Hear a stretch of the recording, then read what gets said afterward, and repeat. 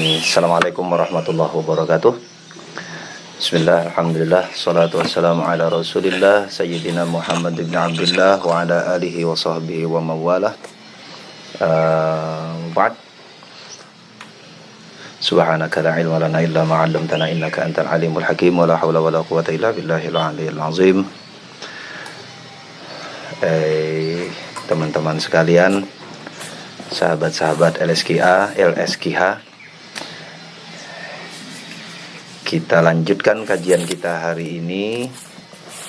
Jadi kita terus saja membaca, ngalap berkah ilmu. Jadi entah sampai kapan selesainya, yang penting kita baca. Itu kan 2 tahun kan dapat separuh kan, berarti 2 tahun lagi. Not really, tergantung isunya nanti.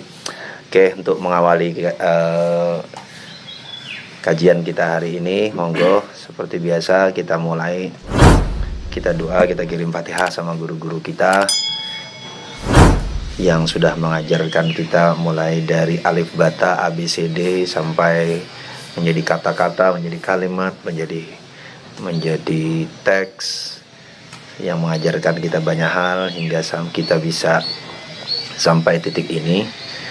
Mobil khusus juga karena isu kita tentang kelisanan.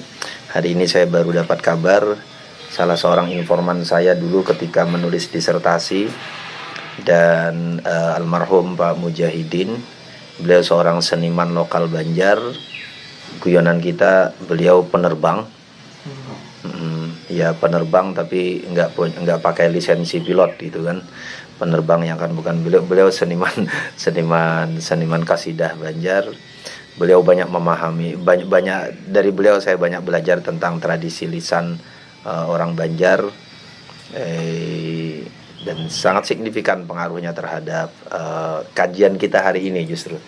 Jadi sekitar 5-6 tahun yang lalu saya berinteraksi intensif dengan beliau.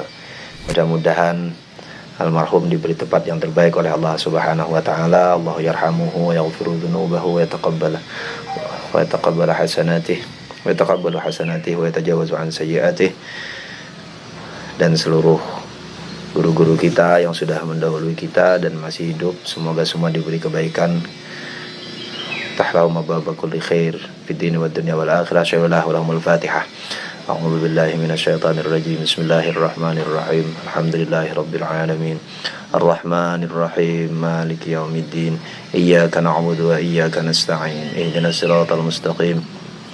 Siratal ladzina an'amta 'alaihim ghairil maghdubi 'alaihim waladdallin. Amin.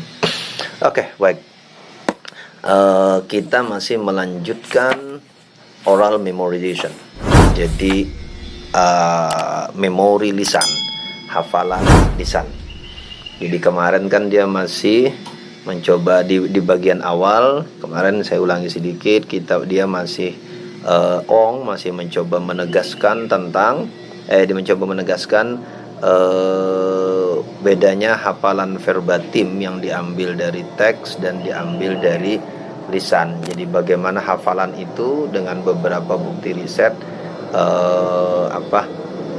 hafalan lisan itu sebenarnya lebih ditentukan oleh formula. Jadi yang mereka ingat itu sebenarnya adalah formula, bukan kata-kata. Lalu kemudian kata-katanya bisa muncul tiba-tiba di dalam formula, bisa muncul apa saja di dalam formula tersebut. Nah, itu menarik nanti kalau kita membandingkan sampai titik itu. Kita bisa lihat misalnya kemarin kita bandingkan dengan risetnya Neil Robinson tentang isochronic unit yang dibilang yang dia sebut dengan isochronic unit IU, untuk menjelaskan bagaimana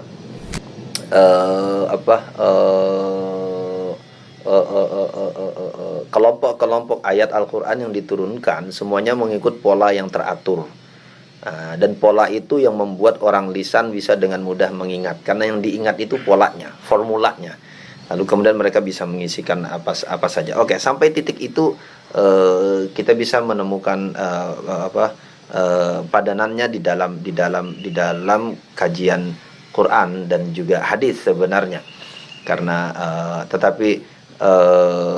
kenapa hafalan terhadap hadis relatif lebih cair dibandingkan hafalan terhadap Quran, karena memang formula terhadap hadis tidak seketat di dalam formula terhadap Quran. Jadi ketika formulanya lebih longgar, maka hafalannya menjadi lebih hafalan lisannya menjadi lebih terbatas. Oke. Sorry, Anas tanya itu halaman di teks asli halaman 59, Nas. Ya, sorry saya lupa. Ya, di naskah asli yang versi saya di halaman 59. Kemarin kayaknya di naskah terjemah halaman 80-an ya. Benar ya? Ya, di halaman 83, 80 berapa kalau yang Anda pegang yang terjemah? Ya, di naskah ahli halaman 59 paragraf kedua sekarang kita. Yang di PDF halaman 57. Ya, kalau yang versi PDF halaman 57 kata Sa'an. Sama paragraf kedua. Di bagian paling bawah. Oh, malah paling bawah ya. Oke. Ya, kalau Anda pegang versi PDF itu kata Rahmat di halaman 57 paling bawah. Saya ya mungkin punya Anda yang sama-sama kayak Rahmat yang PDF kan. Bukan yang saya yang edisi pertama, yang edisi kelisanan tapi banyak tulisannya. Oke, baik. Oke. Udah dapat Nas. Nasnya iya saya. Oke, baik. Ya, itu yang kemarin. Lalu kemudian kan dia contohkan jadi salah satu cara orang ingatan lisan itu menjaga formula. Mereka biasanya senang menggunakan epithet, kata sifat yang diulang-ulang untuk menandai. Itu persis sebenarnya mirip polanya kalau kita bandingkan kemarin yang kita contohkan. Kemarin ada Jalil, ada Maya, seingat saya minggu kemarin yang memberi contoh. Itu yang di dalam Quran polanya kalau menyebut Tuhan itu dengan menyebutkan sifat yang berulang-ulang. Nah, ini sebenarnya bisa membantu kita menjelaskan Kenapa sifat Tuhan itu berulang, sifatnya itu saja? Apa sifat Tuhan terbatas hanya menjadi 99? Secara teologis tentu tidak. Sifat Tuhan nggak terbatas. Sifat Tuhan nggak ada batasnya. Tetapi pembatasan itu sebenarnya terjadi di dalam ruang transmisi lisan. Nah, itu penjelasannya. Jadi pembatasan itu karena kebutuhan untuk masuk ke dalam formula-formula kelisanan ini tadi agar orang lebih mudah mengingatnya. Jadi bukan sifat Tuhan terbatas 99. Jadi karena kan ada kaidah dalam tafsir, kalau ada hasar, ada pembatasan itu sebenarnya dia bukan pembatasan dalam pengertian adat. Jadi al-hasar itu bukan tentang adat. Jadi hasar, pembatasan dalam Quran itu tidak tentang jumlah. Jadi bukan kalau bilang 99 lalu kemudian berarti jumlahnya 99, bukan. Hasar itu menunjuk kepada bisa jadi menunjuk kepada ketidakterbatasan, atau bisa jadi hasar itu digunakan untuk untuk kepentingan psikologis, kepentingan psikologis pada saat pernyataan itu disampaikan. Itu kan sama dalam hadis kan. Dalam hadis kan kita sering kan jadi salatun man kunna fihi wajada halawatal iman. 3 yang dengan begitu orang lalu kemudian bisa dapat merasakan manisnya iman gitu kan. Oh, kalau begitu, kalau mau merasakan manisnya iman ya udah cukup 3 itu saja, enggak usah yang lain gitu kan. Nah, itu kan hasar, tapi hasar itu jadi jumlah itu tidak atau adat itu tidak bermakna hasar gitu kan. Adat itu, jumlah itu tidak bermakna untuk membatasi. Oke, tidak bermakna untuk membatasi. Oke, baik. Makanya lalu kemudian kan dia bilang kemarin salah satu karakter dari kelisanan itu kan mereka banyak menggunakan epithet. Epithet itu adjektif lah sederhana. Oke, now kita lanjutkan paragraf selanjutnya. Kalau ketemu ini paragraf selanjutnya sambungannya gini. 58 yang mana Umar? Di Umar 58. Sambungannya sekarang, Paris work showed that metrically tailored formula controlled the composition of the ancient Greek epic, and that the formulas could be shifted around quietly, handily, without interfering with the storyline or the tone of the epic. Oke, itu sambungannya, mulai dari situ. Monggo kalau sudah ketemu. Baik, Paris work, jadi lanjutan nih, jadi karya Perry ini tadi, showed, menunjukkan that, bahwa metrically tailored formulas controlled the compositions of the ancient Greek epic, and that the formulas could be shifted around quietly, handily, without interfering with the storyline or the tone of the epic. Benar ya ini ya? Iya. Benar, sambungannya sini kan? Oke. Jadi karya Perry showed, menunjukkan bahwa metrically tailored formulas, Jadi formula-formula yang diciptakan secara metrikal ini tadi, jadi ada ukuran-ukurannya tadi. Control the compositions, mengontrol the compositions, komposisi atau karangan of the ancient Greek epic, epic Yunani kuno. Epic itu gitu kan, epic itu kan cerita panjang gitu ya. Jadi kalau bukan cerpen gitu, kebalikan dari cerpen, epic itu. Kayak Mahabharata, Bhagavad Gita itu kan disebut dengan epic gitu kan. Apalagi kayak Bhagavad Gita itu kan kalau Krishna, jadi ada guyonan begini. Sebenarnya perang Bharatayuddha itu nggak lama. Yang bikin lama tuh Krishna. Tiap kali Krishna mau ngomong sama siapa? Krishna mau ngomong sama Arjuna, stop gitu kan. Kan gitu kan, di filmnya juga begitu. Tapi mungkin karena di film sulit menggambarkan bagaimana dialog Krishna dan Bhagavad Gita, Krishna dan Arjuna, akhirnya kan kalau di film kan jadi pause kan. Kalau Krishna mau ngomong, coba nonton film Mahabharata itu kan, kalau Krishna ngomong semuanya pause, ngobrol dia berdua gitu kan. Dan itu bahaya. Itu sambil guyon, saya guyon gini, ngapunten jangan kita sambil guyon. Saya guyon sama teman-teman teman Hindu, bilang iki bahaya iki kalau bawa Krishna ke lapangan bola. Kalau Krishna ngomong, itu bola lagi ditendang, mau gol, Krishna ngobrol sama Arjuna, pause kan, stop semua. Isyarat jadi gol itu karena ketahuan gitu kan. Nah, just kidding. Iya, jadi kayak Bhagavad Gita, Mahabharata itu disebut dengan epic juga, disebut dengan epic karena ceritanya panjang sekali. Ini sambil guyon. Jadi kalau ada teman kalau cerita panjang banget bilang lu epic ya gitu. Ini ceritanya panjang gitu. Lu epic ya. Oke. Jadi and that the formulas could be shifted around quickly, handily without interfering with the storyline or the tone of the epic. Dan formula tersebut could be shifted around, bisa tiba-tiba shift, bisa berganti-gantian, quite handily, jadi dengan sangat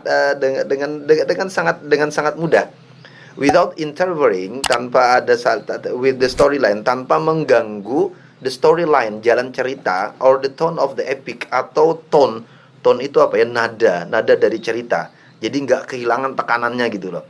Jadi formula itu bisa dengan tiba-tiba berganti tanpa, ya misal itu contohnya kayak Quran kemarin kan kita cerita Al-Alaq itu kan, berapa kemarin, 8, 10, 12, 10, 8, itu kan formulanya kan berganti dari 8 menjadi 10, jadi 12, jadi 10 lagi, jadi 8, tanpa kehilangan alur cerita. Nah di dalam epic yang panjang juga begitu, formula itu bisa segera berganti, tapi metrikal semua kata dia, metrikal. Did oral singers actually shift the formulas? Apakah seorang penyanyi oral itu, penyanyi oral itu actually shift the formulas, benar-benar mengganti formulanya benar-benar ganti, so that kalau begitu individual metrically regular renditions, jadi rendition itu performance apa ya, jadi penampilan regular yang metrikal yang individual ini tadi of the same story, dari cerita yang sama, divert in wording, lalu kemudian akan berbeda dalam wordingnya, dalam pengungkapannya dalam bentuk kata-kata. Jadi divert in wording, jadi ungkapan ekspresi kata-katanya berubah gitu, berbeda-beda. Jadi apakah penyanyi oral itu benar-benar mengganti formulanya sehingga wordingnya benar-benar berubah, jadi wordingnya berganti, atau was the story mastered verbatim, or was the story mastered verbatim, so that it was rendered the same way at every performance, atau apakah jangan-jangan cerita itu memang sudah dihafal secara verbatim, jadi si pengantin secara verbatim, so that kalau begitu it was rendered the same way at every performance, dia akan ditampilkan sama pada setiap performance. Jadi kan pertanyaannya, apakah memang penyanyi lisan itu menggantinya, merubah formula, jadi kata-katanya lalu kemudian berganti-ganti mengikut formula-formula yang berubah, atau sebenarnya dia sudah dihafal secara verbatim, tapi kan epic ya, ngapal epic. Bayang kayak gini. Kalau orang Jawa, kayak nonton wayang itu loh. Dalang itu kira-kira menghafal word by word atau plot. Nah iso dalang 3 jam kan. Wah, itu apa itu? Saya pernah ketika di Bali dengar seorang pedanda ketika mereka lagi peringatan Odalan tuh ulang tahunan ya. Ulang tahun Allahumma shalli ala sayyidina Muhammad. Ulang tahun balai orang Dayak pura. Ulang tahun pura, biasanya pura keluarga. Lalu kemudian mereka bacakan itu panjang seharian. Ya saya tidak memahami kata-kata maknanya, tapi saya bisa mendengar bunyinya dan mengikuti. Pertama saya tidak terlalu paham dan mungkin seperti orang yang tidak paham bacaan Quran, awal-awal seperti terganggu, tapi lama-lama saya ikuti. Ternyata berpola. Bacaan itu berpola. Walaupun saya tidak paham, saya bisa mengikuti formulanya. Bisa jadi nada iramanya tetap, itu iramanya konstan gitu kan, dan turun naiknya walaupun saya tidak hafal turun, tapi bisa dilihat polanya. Iseng saya datang ke sana, walaupun dari kejauhan lihat. Terlihat dia seperti membaca seperti daun lontar itu. Akhirnya saya tanya, mereka tuh yang mereka bunyikan itu dibaca? Tidak, yang tertulis itu seperti mnemonik itu. Jadi mereka membacakannya dari hafalan. Jadi dengan dipicu oleh yang tertulis tuh. Nah, formula itu yang membuat. Lah itu kan mungkin itu secondary kelisanan sekunder. Tapi itu pola itu sama. Jadi pola itu karena memang kan kalau kita mau banding tradisi yang dekat dengan tradisi kitab suci yang dekat dengan Quran itu adalah tradisi Hindu. Itu kan karena sama-sama tradisi oralnya kuat. Tradisi oralnya sangat kuat. Buddha saya tidak terlalu familiar, tapi Hindu yang saya tahu tradisi kitab suci, tradisi kelisanan kitab suci itu yang dekat kalau mau membanding itu adalah seperti Quran dan Hindu gitu, dengan berbagai macam epiknya, Makanya performasinya juga sama. Di Hindu performasi kitab suci itu juga kuat sekali. Performasi kitab suci. Sama seperti di Quran kan performasi kitab sucinya. Oke, baik. Itu macet ya Mat di sana ya. Saya lihat gambarnya. Oke, baik. Nah, jadi apakah dia menghafal atau memang ada? Since pretextual Homeric poets had all been dead for well over 2000 years, ini informasi saja, karena para penyair Homerik yang sebelum pretextual, sebelum teks-teks itu ada, had all been dead, semuanya udah mati mati benar-benar mati over 2000 years, lebih dari 2000 tahun yang lalu. They could not be tapped for direct evidence. Mereka nggak bisa direkam untuk mendapatkan bukti langsung. But direct evidence was available for living narrative poets in modern Yugoslavia. Tetapi bukti langsung itu ada pada para penyair naratif yang hidup. Para penyair dari narasi-narasi yang hidup in modern Yugoslavia, di Yugoslavia modern saat ini. A country adjacent to and in part overlapping ancient Greece. Jadi ini negara yang salah satu alur atau pada beberapa bagian overlap.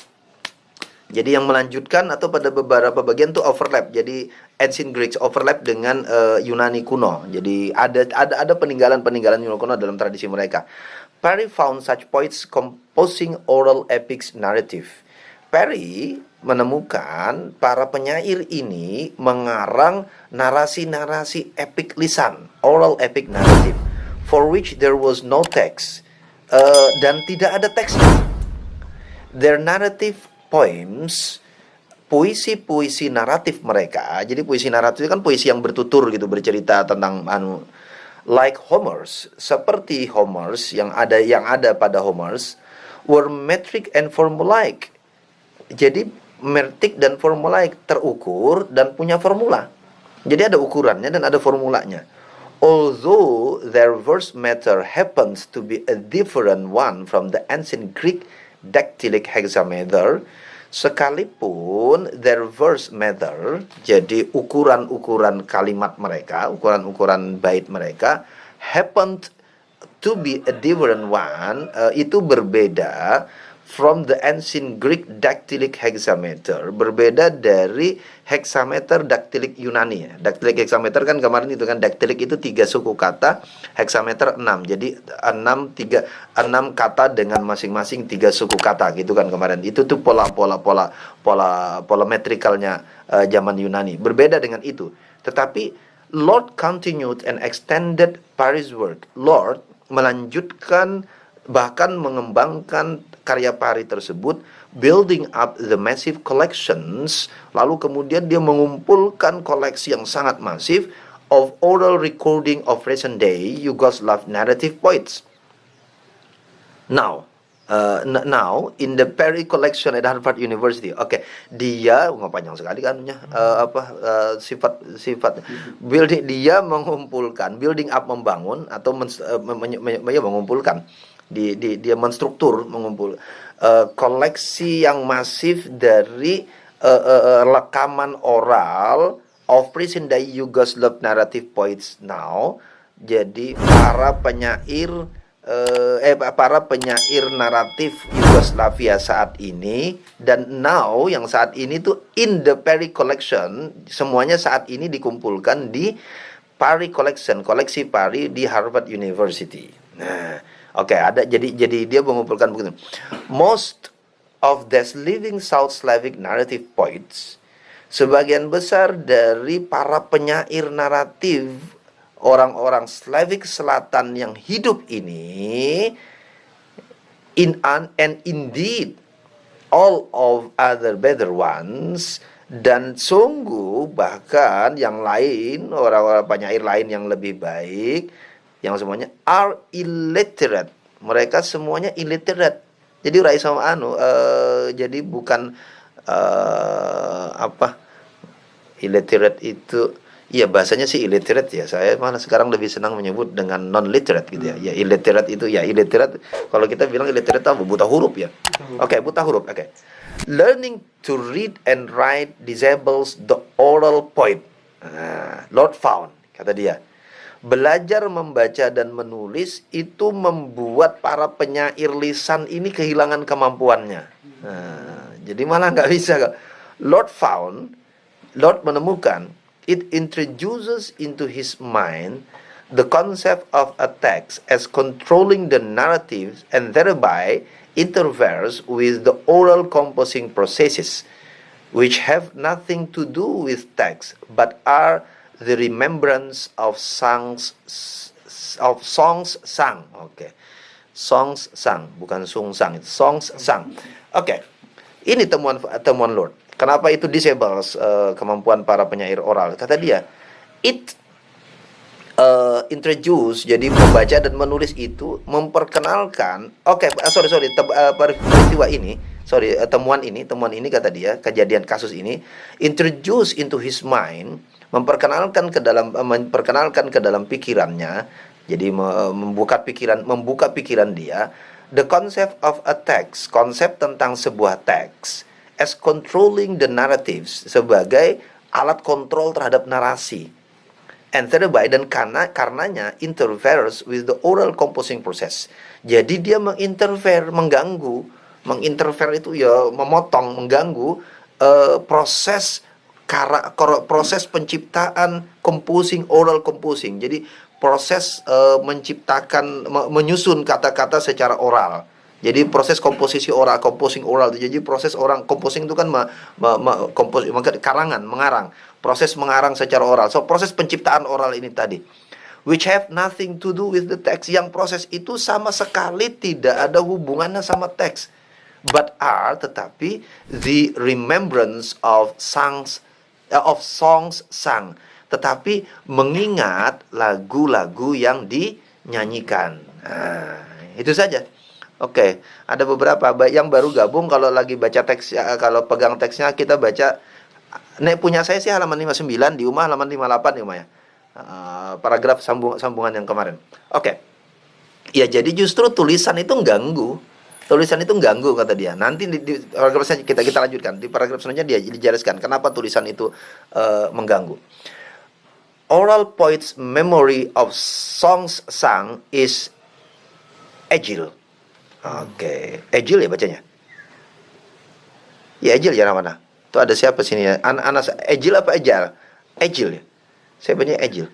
Cek nanti deh. Hafalan lagu-lagu yang dinyanyikan dari oral poets, pengarang dari apa tadi? Aduh jadi lupa. Kok jadi lupa? Puisi. Poets itu apa? Penyair. Dari penyair oral, dari para penyair is Agile. Jadi Agile itu apa sih? Short gitu aja loh. Apa sih bahasa Indonesianya? Kalau di sini bukan halangka. Apa? Bukan halangka. Bukan halangka. Jadi sesuatu yang biasa gitu aja, gitu loh. Ada gitu saja. Jadi bukan barang aneh gitu, bukan barang yang it was not unusual. Ini bukan sesuatu yang tidak biasa to find untuk kita menemukan a Yugoslav bard, seorang penyanyi Yugoslav, orang Slavik ini, singing, bernyanyi from 10 to 20 10 syllables lines a minute. Mereka bisa menyanyikan 10 sampai 20 20 apa? 20 10 syllable lines. Bait-bait yang terdiri dari 10 syllable, suku kata di dalam 1 menit. Jadi dalam 1 menit itu dia bisa menyanyikan bait yang isi baitnya itu sampai 10 kosakata yang jumlahnya sampai 10 sampai 20 bait. Jadi dia bisa menyanyikan 10 sampai 20 bait yang setiap baitnya terdiri dari 10 suku kata. Comparison of the recorded songs, however, reveals that though metrically regular, they were never sung the same way twice. Perbandingan antara lagu-lagu yang direkam ini reveals that, membuktikan bahwa though metrically regular, sekalipun secara metrikal itu regular, dia regular secara metrikal. Jadi sama gitu. Metrikalnya sama. Ukurannya sama, formulanya sama. They were never sung the same way twice. Ternyata mereka nggak pernah bernyanyi dengan cara yang sama 2 kali. Jadi lagunya berubah terus itu. Basically, pada dasarnya, the same formulas and themes recurred. Formula dan tema yang sama itu berulang sebenarnya. Formula dan temanya berulang. But they were stitched together, tetapi semuanya itu terangkai or rhapsodized differently, atau dinyanyikan. Wah, rhapsody itu kan Rhapsody itu nyanyian puji-pujian gitu ya. Rhapsody itu nyanyian puji-pujian yang menyanjung-nyanjung gitu. Jadi rhapsody itu nyanyian, puji-pujian atau puisi, nyanyian sebenarnya, puji-pujian yang menyanjung-nyanjung itu rhapsody gitu. Rhapsodized differently. Jadi dinyanyikan dengan cara berbeda in each rendition, pada setiap kali ditampilkan ulang. Jadi di setiap kali performance, setiap kali dinyanyikan, even by the same point. Bahkan ketika dia dinyanyikan oleh penyair yang sama, depending on audience reactions, tergantung kepada reaksi audiens. Nah, itu kan cerita kita di depan kemarin bahwa salah satu karakternya Kalisanan itu kan sangat ditentukan oleh audiens. Nah, ini sebentar saya selesaikan kalimatnya. The mood of the poet, jadi suasana kejiwaan atau mood dari si penyair, or of the occasions, atau suasana kejiwaan dari peristiwa, dari keadaan itu, kejadian itu, and other social and psychological factors. Jadi tergantung kepada reaksi audiens, mood dari si suasana kejiwaan atau suasana dari si penyair atau keadaannya, and faktor-faktor sosial dan psychological lainnya itu mempengaruhi rendition tadi. Jadi rendition itu cara performance dari si penyanyi itu tergantung dari keadaan itu. Oke, gini yang saya mau sampaikan. Ini membantu kita menjelaskan adanya riwayat-riwayat hadis yang ketambahan makna, ketambahan kata. Tambahan kata itu ada pada saat ketika perawi meriwayatkan dengan suasana yang berbeda. Misal hadis yang paling ngetop itu kan hadis iman, Islam, ihsan. Gitu kan? Hadis iman, Islam, ihsan itu, hadis iman, Islam, ihsan itu kan Islam, iman, Islam, Islam dulu ya. Islam dulu apa iman dulu sih? Nah, Islam dulu. Islam dulu, hadis Islam, iman, ihsan, nanti kebalik. Itu kan setidaknya ada 3 versi riwayat kan di dalam beberapa penelitian teman-teman ya.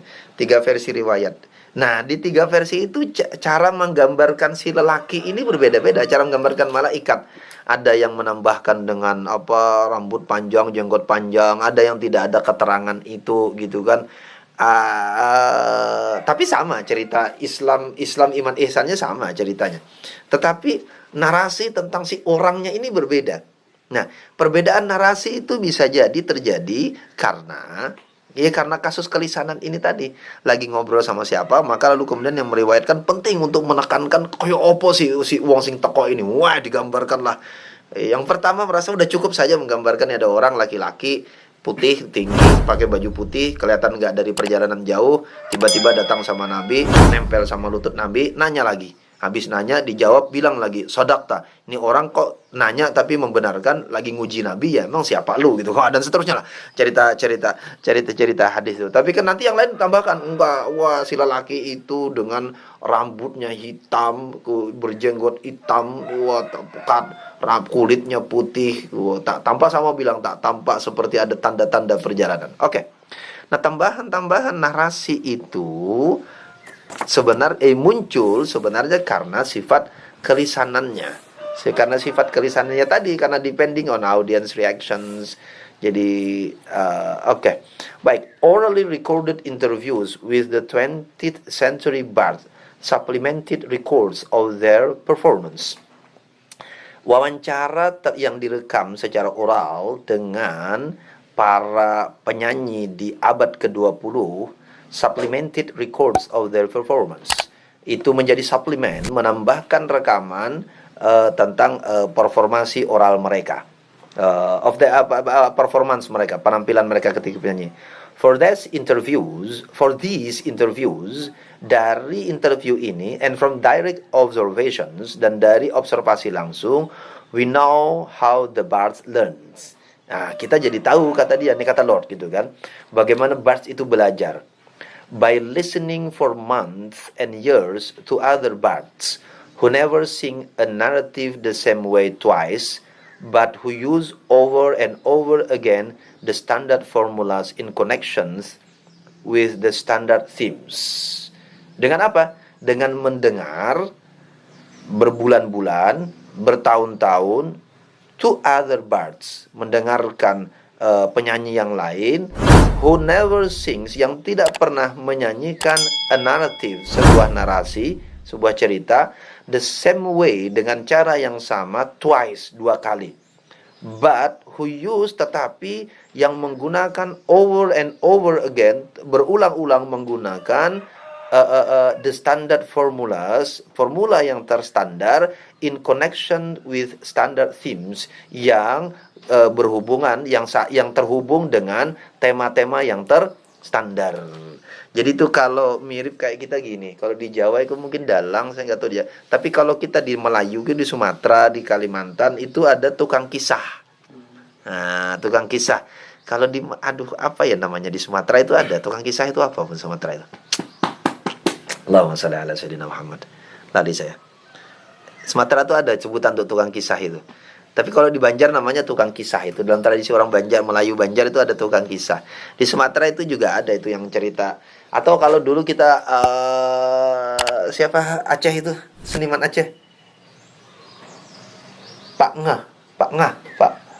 Aduh, lupa saya. Mungkin ada yang tahu yang dengar sana. Seniman Aceh. Allahumma shalli ala sayyidina Muhammad. Seniman Aceh itu siapa? Seniman Aceh itu yang jadi dia pakai alat-alat sederhana di sekitar dia, ada gendang, nanti kadang-kadang ada ember, ada apa, dia bercerita, bernarasi saja, dan dia tidak membaca tulisan, itu oral, sepenuhnya oral. Nah, cerita, tetapi formulanya itu menyesuaikan dengan temanya. Jadi temanya apa? Nanti dia bisa bercerita tentang cerita cinta, sampai panjang sekali.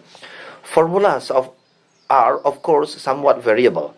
Formulanya tentu saja sesuatu yang bervariasi, as are themes, sebagaimana juga tema-temanya. And a given poet's rhapsodizing or stitching together of narratives will differ recognizably from another's.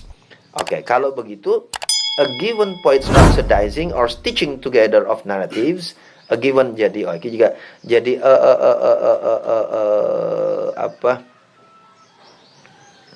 Rhapsody tadi puji-pujian atau jalinan dari narasi yang dimiliki narasi dari penyair yang ada itu will differ recognizably from others, akan berbeda, akan bisa dikenali perbedaannya dari yang lain. Walaupun tadi belajar certain turns of phrases will be idiosyncratic. Beberapa bagian pada beberapa bagian frasa tertentu, jadi perpindahan frasa tertentu akan idiosyncratic, individual. Idiosyncratic bisa individual, jadi unik gitu. But essentially, tetapi secara esensial, the materials, themes and formulas and their use, tetapi secara esensial, materialsnya, tema dan formulanya, and their use and penggunaannya belong in a clearly identifiable traditions. Itu ada pada tradisi yang bisa diidentifikasi dengan sangat nyata, dengan sangat jelas. Nah, dengan sangat jelas. Jadi walaupun berbeda-beda, kadang-kadang idiosyncratic ya kan lisan tadi kan, jadi gini, masing-masing poet itu, penyair itu nanti punya kekhasan masing-masing. Kita bisa mengenali ini si anu, ya kayak orang ngaji lah. Ini Siddiq bin Syawi. Ini Abdul Basit. Ini siapa lagi kori-kori itu? Ya, PM Toh, benar. Makasih Mbak Mayadina. Iya, PM Toh. Saya mau mengingat nama itu, PM Toh. PM Toh, ya benar, itu PM Toh. PM Toh itu kan, PM Toh itu kan tradisinya lisan tuh, tak gitu kan.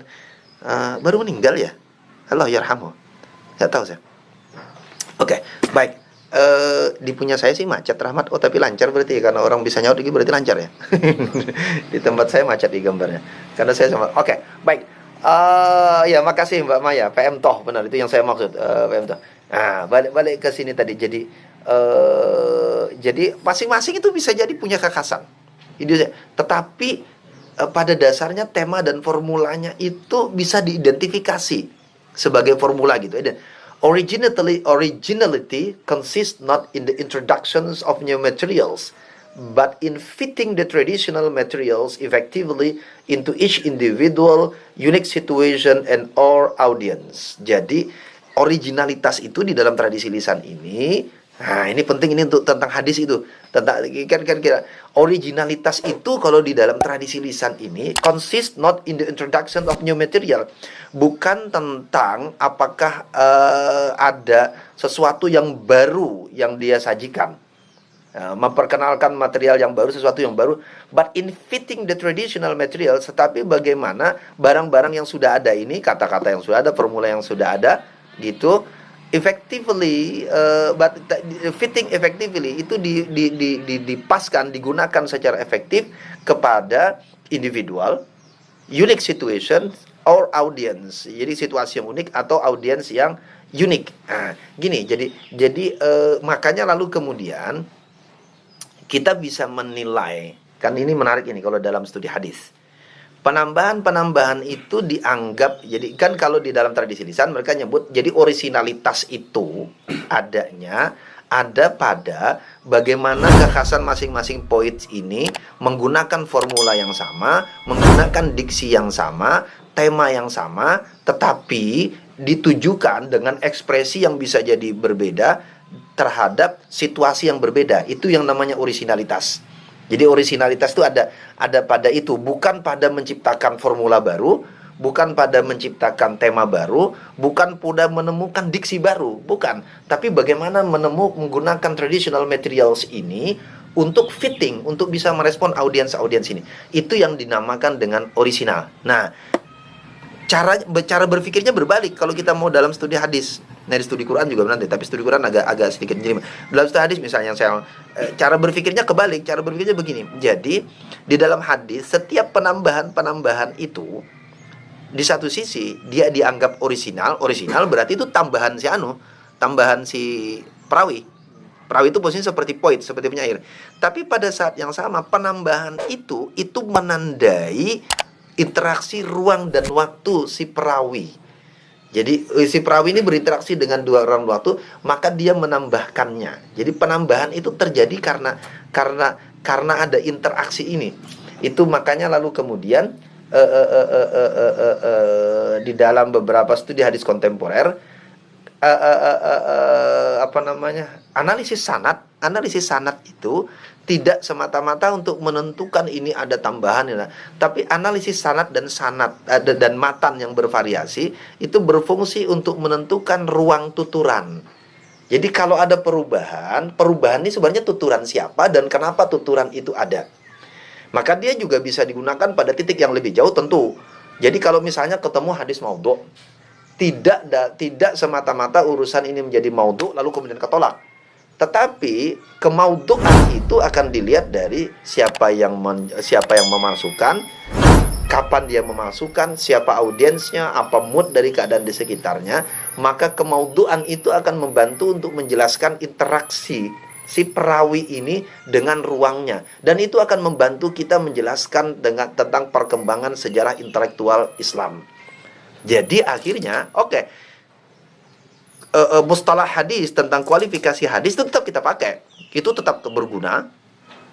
Secara teologis dia bisa ditentukan untuk menentukan dia bisa jadi hujjah atau tidak, itu tetap penting, itu tidak mungkin ditinggalkan. Tetapi pada saat yang sama di dalam kajian-kajian sosial humaniora, bahkan dalam kajian sejarah, dia berfungsi harusnya untuk membantu kita melakukan rekonstruksi sejarah masa-masa pada setiap masa di mana titik perubahan itu terjadi. Jadi kalau ada 3 jalur periwayatan, di satu rawi sini masing-masing berbeda, ada berbeda tambahan redaksi, idraj ya, tambahan itu idraj. Lalu kemudian di masing-masing jalur kita akan dilihat di mana redaksi itu berubah, di titik mana pada jalur itu redaksi itu berubah, maka lalu kemudian dilakukan rekonstruksi historis kenapa perubahan itu terjadi. Wah, dan itu akan membuat kajian hadis menjadi sangat kaya, tidak sekedar untuk argumen-argumen teologis, tetapi kajian hadis juga memberi salam Mas Surgana. Wah, iki ono juragane ke masuk iki. Oke, tetapi kajian hadis bisa menjadi bagian yang tak terpisahkan, bahkan menjadi kontributor utama di dalam proses konstruksi sejarah. Itu juga yang menjelaskan kenapa di barat itu banyak ahli studi hadis itu berangkatnya dari ahli sejarah. Supervisor saya Prof. Khalid Yahya Blankenship. Khalid Blankenship itu ya sejarawan asalnya. Dia penterjemah Khalid Blankenship. Pak Khalid itu penterjemah Tarikh Tabari. Dia menerjemahkan Tarikh Tabari ke dalam bahasa Inggris. Nah, tapi lalu kemudian fokus dia ke kajian hadis ya, karena berangkat dari sejarah itu. Karena memang ya tadi, kalau kita bisa temukan ya hadis itu kan media untuk merekonstruksi sejarah. Itu catatan penting di dalam studi hadis itu. Posisi penting, signifikan dan posisi penting. Oke, baik. Mana sampai mana tadi? Oke. The memory feats of these oral bards are remarkable. Jadi the memory feats of these oral bards are remarkable. Jadi bentuk-bentuk memori, pola-pola ingatan of these oral bards dari para penyanyi oral ini are remarkable. Sangat jadi karakter memori, jadi tanda-tanda dari penyanyi oral ini sangat remarkable. Remarkable itu luar biasa, mengagumkan. But they are unlike those associated with memorizations of text. Tetapi mereka tidak seperti those orang-orang yang associated, yang diasosiasikan, yang dihubungkan dengan hafalan teks. Literate are usually surprised to learn. Orang-orang yang literates, yang melek tulisan, biasanya kagum, surprise, kaget, kagum ya terpelanya. To learn untuk mempelajari ketika mempelajari that the bard, bahwa seorang penyanyi itu planning to retell the story, merencanakan untuk meretell, menyampaikan ulang the story, cerita he has heard only once, cerita yang dia hanya dengar sekali, once over to wait a day, yang seringkali menunggu sehari or so atau lebih atau sekitarnya, after he had heard the story, sesudah dia mendengar cerita itu, before he himself repeated, sebelum dia lalu kemudian mengulanginya.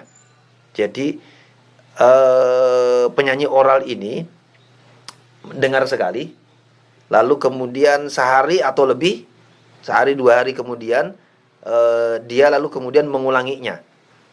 Jadi 24 jam lah, let's say 24 jam.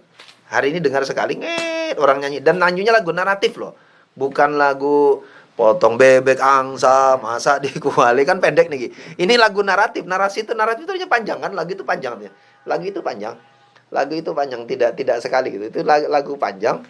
Dia dengar sekali, lalu kemudian mengendap sehari atau 2 hari. Nah, sebelum akhirnya dia mengulangi lagi. Itu kaget itu orang-orang tulisan. Piye tuh nyata?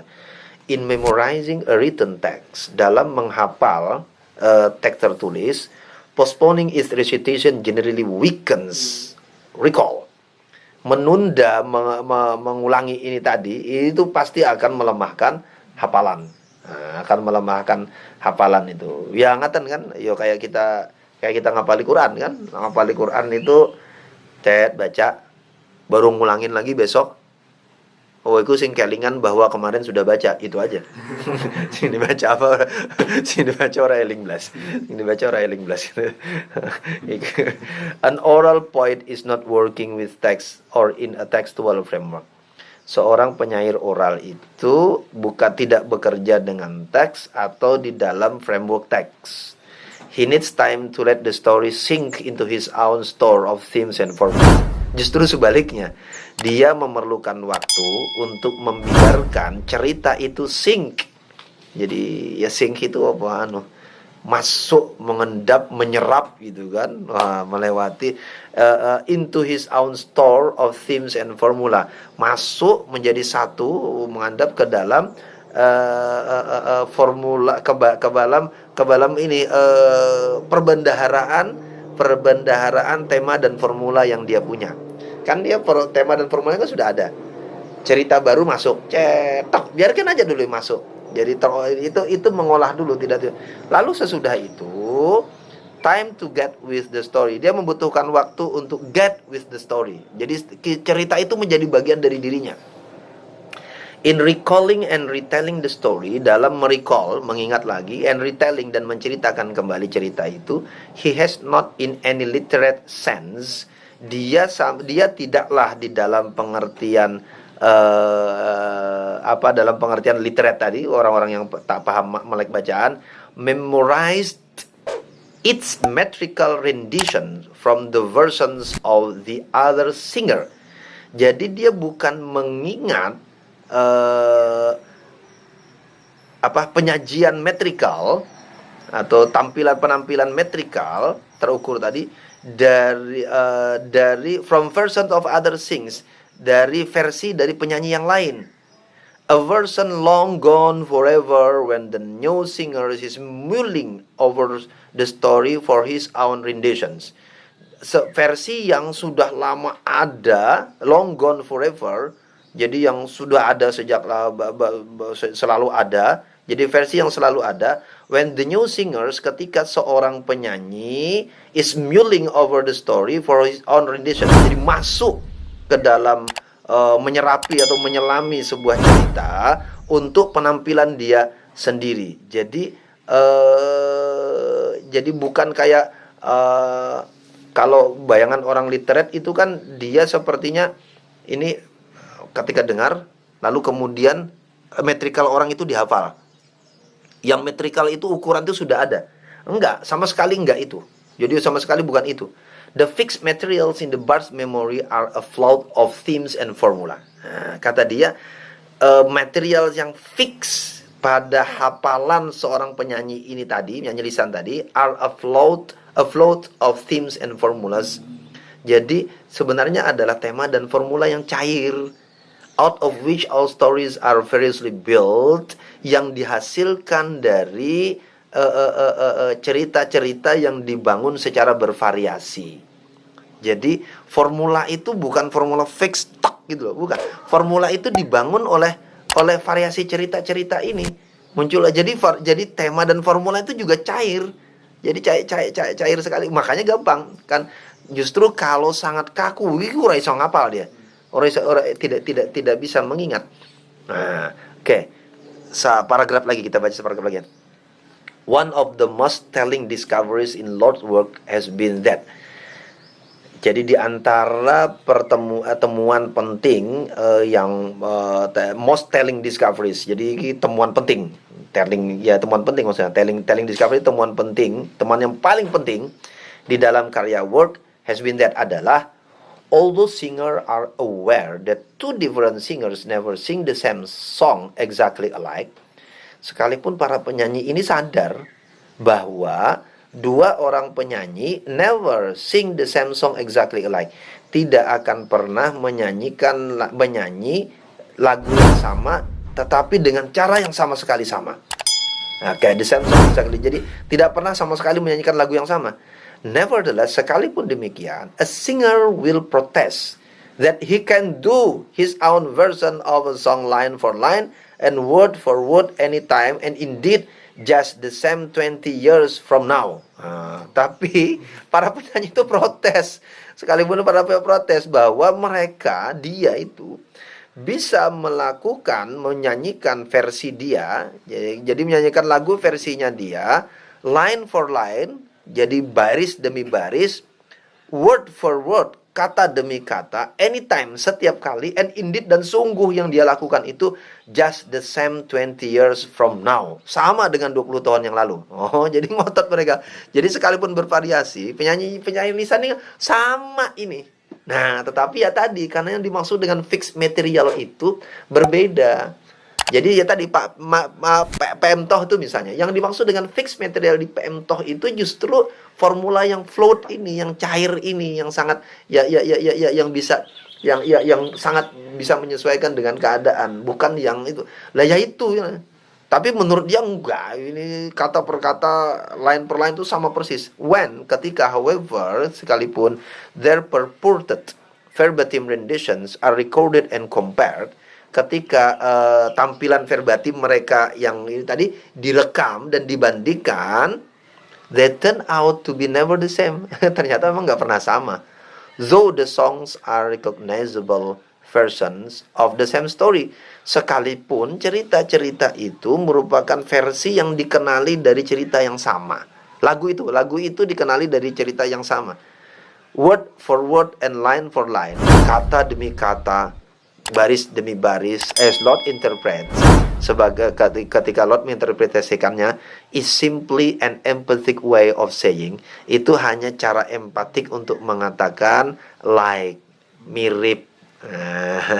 Jadi kalau orang oral menyebut sama, itu kata dia maknanya mirip, serupa, tapi tidak sama persis sebenarnya. Tidak pernah sama. Line is obviously a text-based concept. Karena apa? Karena line, baris itu loh, bait itu sebenarnya adalah konsep yang berbasis kepada teks. Orang lisan nggak punya konsep baris sebenarnya. Okay. And even the concept of a word as a discrete entity apart from a flow of speech seems somewhat text-based. Atau bahkan konsep kata sebagai entitas yang terpisah, berdiri entitas yang unik, yang terpisah dari flow of speech, dari alur tuturan, seem somewhat text based. Itu pada beberapa tampak itu sebenarnya adalah text based, itu berbasis teks semuanya. Maksudnya gini, kata-kata yang, jadi kan kita bisa sebutkan kata, coba sebutkan kata untuk ini, sebut satu kata. Nah, orang menyebut satu kata. Kata yang terlepas di dalam yang bisa dilepaskan ya dari kamus, dari sebagainya, yang dilepaskan dari alur flow of speech, dari alur tuturan, itu sebenarnya text based. Karena di dalam tuturan kata itu hanya ada ketika dia menjadi bagian dari tuturan. Ora ono makna kata kalau tidak bersama dengan tuturan. Makanya tidak ada orang orang oral punya kamus. Karena makna kata itu ya ada pada saat peristiwa tuturan, bukan di kamus. Tidak bisa nggak bisa dikamuskan. Karena kalau dikamuskan itu sebenarnya text based. Kamus itu glossary, apa lagi? Glossary, dictionary. Itu kamu itu Goody, bukan goody bag ya. Goody has pointed out that an entirely oral language which has a term for speech in general, or for a rhythmic unit of a song, or for an utterance, or for a theme, might have no ready term for a word as an isolated item, a bit of speech, as in the last sentence here consists of 26 words. Oke, misalnya gini. Goody, oke. Oh sorry, baterai saya habis, tidak bisa muter. Oke. Udah, enggak, HP saya, bukan sana.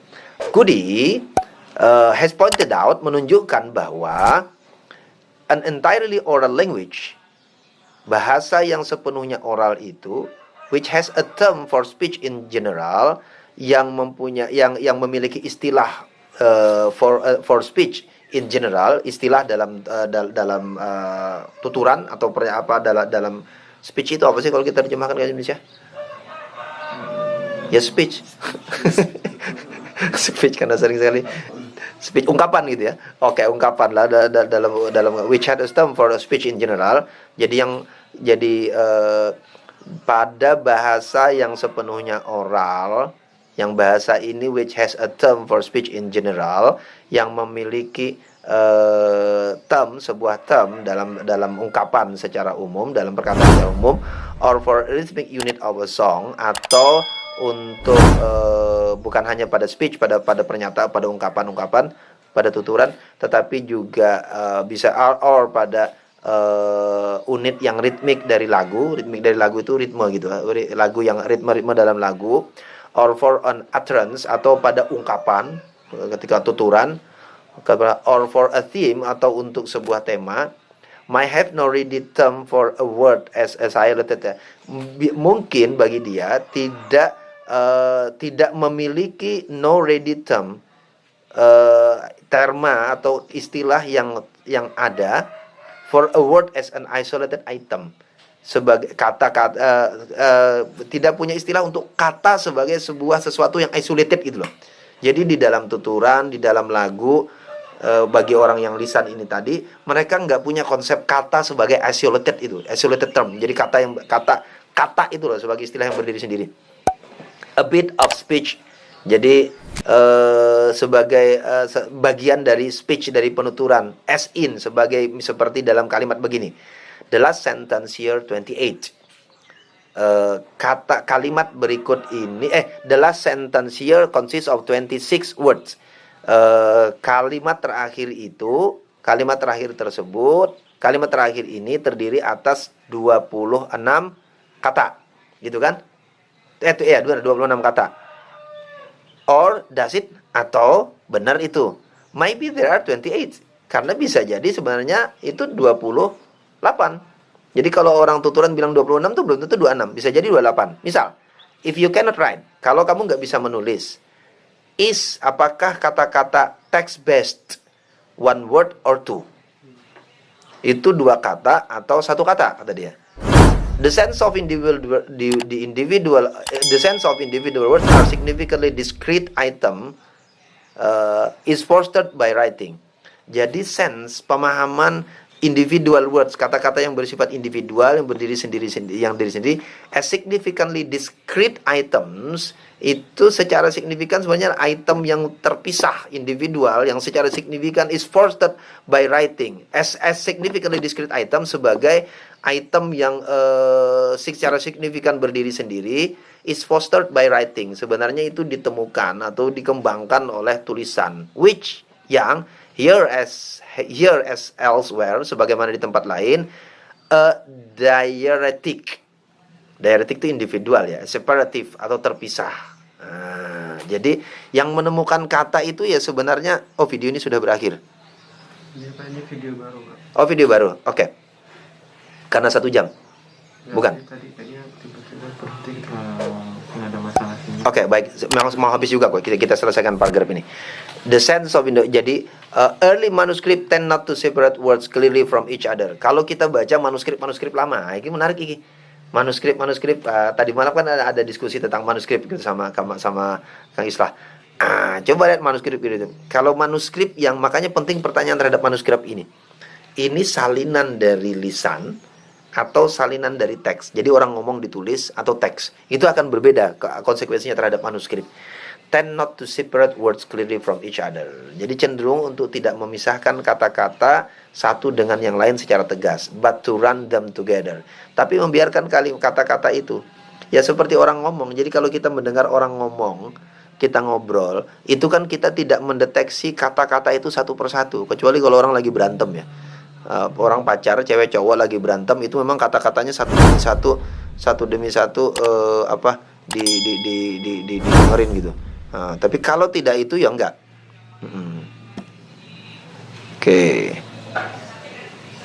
Oke. Tapi kalau yang tapi kalau itu ya ketika ngobrol itu ya didengar. Nah, gini. Terakhir saya mau tutup dengan gini karena udah 1 jam juga, udah harus berhenti kita. Iya, udah harus. Oke, gini. Saya mau tutup dengan begini. Itu menarik kalau kita bandingkan dengan kalau kita gunakan untuk memahami 2 hal sekaligus. Pertama, di dalam tradisi hafalan Quran bisa jadi kan hal yang sama juga bisa terjadi. Maka formula dan theme ini yang diingat itu kan tema dan formula. Itu yang memungkinkan terjadinya varian qiraat. Kalau mau baca pakai kelisanan. Tapi monggo nanti kan bisa dikonfirmasi di dalam. Tentu di dalam teks-teks kita kitab qiraat bukan itu tekanannya. Tetapi kalau kita mau baca dari sudut pandang kelisanan, ini yang membantu menjelaskan kenapa varian qiraat itu bisa muncul. Karena yang diingat orang itu formula dan temanya. Apalagi kalau itu berbentuk narasi. Berbeda kalau dia pernyataan-pernyataan pendek yang bukan naratif. Kan ayat Quran kan tidak semuanya berbentuk narasi kan. Qul huwallahu ahad itu ya itu narasi, tapi kan narasinya pendek sekali, bukan epik gitu kan. Orang bisa mengingat. Tapi kalau narasinya panjang tuh. Cerita Musa itu kan narasi panjang itu kan. Cerita Adam itu narasi panjang. Maka memungkinkan orang untuk menangkap. Nah, walaupun nanti di dalam tradisi Quran kan kita mengenal proses konfirmasi dari sejumlah hafalan. Tetapi itu kan tidak bisa menafikan varian qiraat yang memungkinkan munculnya varian kata. Kan qiraat kan dalam beberapa hal juga memungkinkan tidak hanya sekadar varian bunyi, tapi juga memunculkan varian kata. Nah, varian kata itu terlepas dari perdebatan teologis, apakah Tuhan menurunkan kata itu semuanya, Nabi mengucapkan kata itu semuanya, tetapi secara sosiologis dia sebenarnya adalah konsekuensi dari proses ini. Satu, kemudian yang kedua, apalagi terhadap hadis. Karena hadis itu kan banyak, apalagi kalau hadis itu fi'li misalnya. Hadis fi'li itu kan sepenuhnya berdasar kepada apa yang dilihat dan diingat oleh seorang sahabat, lalu kemudian dia ceritakan dengan bahasa dia sendiri, lalu diingat lagi oleh sahabat yang lain dalam peristiwa tuturan. Maka dalam peristiwa kelisanan. Maka yang diingat itu theme-nya. Apalagi hadis kan tidak punya pola seperti Quran. Nah, karena tidak punya pola, maka sangat besar kemungkinan terjadi varian-varian riwayat bil makna. Oke. Wallahu a'lam bissawab. Ya, cukup saya pikir udah 1 jam, jangan kelamaan kita nanti 1 jam saja. Oke. Iya, jadi hari ini kita baca tentang bagaimana dia menegaskan. Besok nanti ini semakin banyak contohnya karena dia akan nah, nanti menariknya gini, ketika kita membaca ini kita melihat bahwa kalau begitu fenomena Quran, performasi Quran, fenomena varian qiraat, Bahkan fenomena varian tafsir dari sejak awal sampai ke sekarang itu sebenarnya adalah fenomena yang sangat manusiawi yang bisa terjadi pada semua teks. Jadi bukan menurunkan derajat Quran, enggak, sama sekali enggak. Tetapi itu menunjukkan bahwa Quran sebagai teks itu juga berhubungan dengan sangat kuat dengan para reseptornya, para penerima, dan bagaimana dia ditransmisikan. Jadi dia bisa membantu kita untuk menjelaskan kepada orang kenapa ada perbedaan dalam bacaan, kenapa ada orang yang membaca tanpa memahami makna. Karena kan banyak terjadi. Iya, karena ya, penjelasan kelisanan ini sebenarnya membantu untuk menjelaskan itu semua. Oke, wallahu alam bissawab. Makasih teman-teman. Saya nggak tahu, besok begini, kalau ada teman-teman ada yang mau tanya tulis aja di situ, di Facebook itu. Sekalian sambil jalan nanti saya respon sambil kita terus membacanya gitu. Oke, makasih. Di sini ada sekali-kali disorot dong Mukhlis sama Rahmat gitu. Di sini ada Mukhlis sama Rahmat. Kita cuma bertiga dan kita protokol kesehatan COVID-nya kita jaga ketat gitu kan. Mukhlis sama Rahmat pakai masker dan berjarak sama saya dan pakai hand sanitizer gitu kan. Saya tidak pakai masker karena saya akan ngomong. Makasih teman-teman semuanya. Sorry tadi katanya siarannya agak ada keputus. Wallahu alam bisawab. Mudah-mudahan manfaat. Kita sambung lagi minggu depan. Minggu depan pas liburan ya? Ya nggak apa-apa ding. Kan Zoom kan nggak apa-apa. Nanti lihat, kecuali Rahmat sama Mulis mau berlibur, kita libur gitu ya. Ya saya juga nggak tahu, kita lihat. Sepertinya sih tidak ada kegiatan lain. Makasih. Assalamualaikum warahmatullahi wabarakatuh.